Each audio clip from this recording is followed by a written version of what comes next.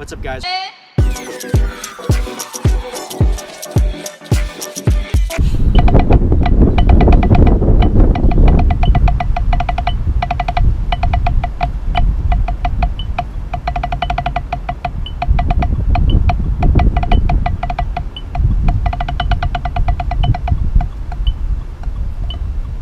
What's up, guys? I'm Huei-Yuan, and today we're looking at measures 14 through 21 of Etude number 4 from Portraits in Rhythm by Anthony Cirone.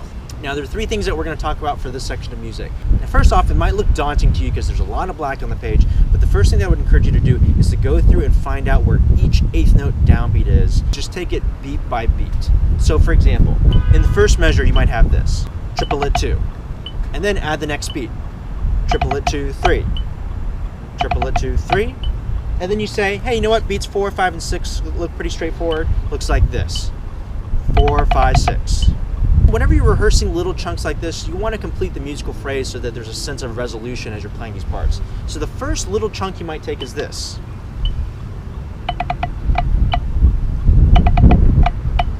And then the next chunk might be this.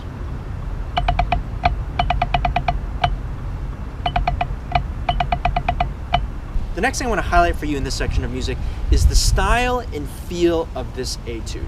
The style marking for this etude is andante grandioso, so you want this to feel very grand and regal as you're playing it. If I wasn't thinking about style and feel, it might look and sound like this.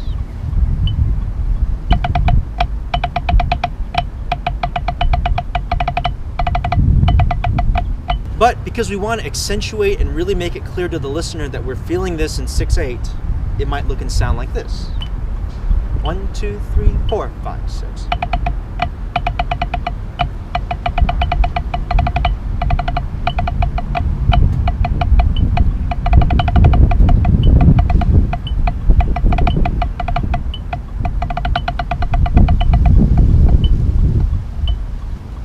Notice that we're putting a very slight emphasis on the downbeats so that we maintain that 6/8 lilt that happens when you emphasize beats 1 and 4.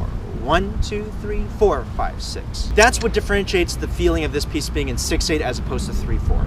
Now, as a quick tip, practicing this in 3/4 is actually a great way to help you really make sure that all your rhythms are super accurate.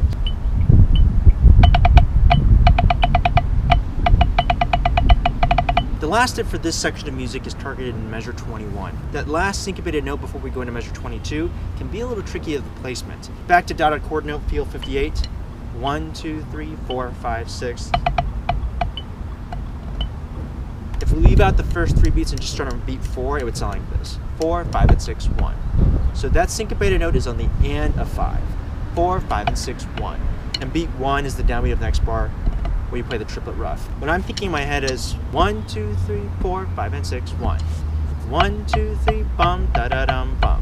So measure 21 would sound like this. Triplet and then right there on beat 4 we think 4, 5, and 6, 1. Triplet and 4, 5, and 6, 1. Again, use the first strategy where you target only the first beat.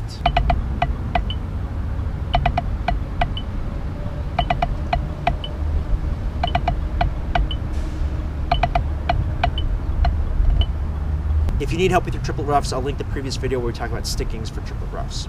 And that's it, guys. I hope you found those tips helpful. If you did, please leave me a comment below and let me know. If you have specific questions you'd like me to answer, I'll do my best to help out with that in the next video. Give the channel a subscribe if you want to be up to date as more lessons, vlogs, and videos come out on the channel. And perhaps most importantly, if you enjoyed this lesson or found it helpful, please do me a favor and share this out with your percussion friends. It really does make a big difference to those who may not have access to lessons and need extra help preparing for lessons at home by themselves with them and a computer.